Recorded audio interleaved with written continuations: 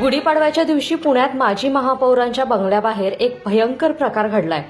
धनकवडीतील एका सोसायटीमध्ये मागील 4 महिन्यांपासून फक्त अमावस्येच्या दिवशीच वेगवेगळ्या व्यक्तींच्या घरासमोर नारळ, दहीभात, उकडलेली अंडी, लिंबू, काळा अभीर ठेवल्याचं आढळलं होतं।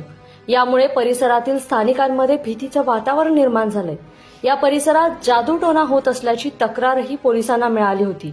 या प्रकरणी आज पोलिसांनी एका महिलेला अटक केली आहे।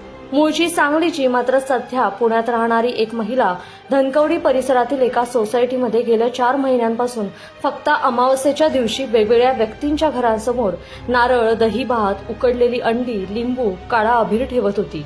तसंच शनिवारी 29 तारखेला रात्री 8च्या सुमारास अमावस्येच्या दिवशीच पुन्हा एकदा असाच प्रकार या महिलेनं केला।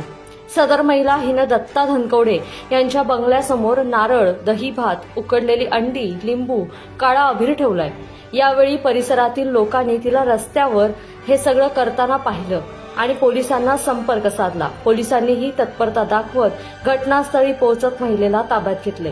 दरम्यान सहकारनगर पोलीस ठाण्यात जादूटोणा प्रतिबंधक कायद्याखाली या महिलेविरुद्ध गुन्हा दाखल करण्यात आलाय।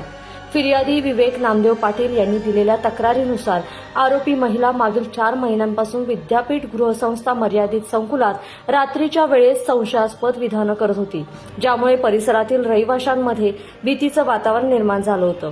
पोलिसांनी तक्रारीच्या आधारे जादूटोणा प्रतिबंधक अधिनियम 2013च्या कलम 3 अंतर्गत गुन्हा दाखल केलाय।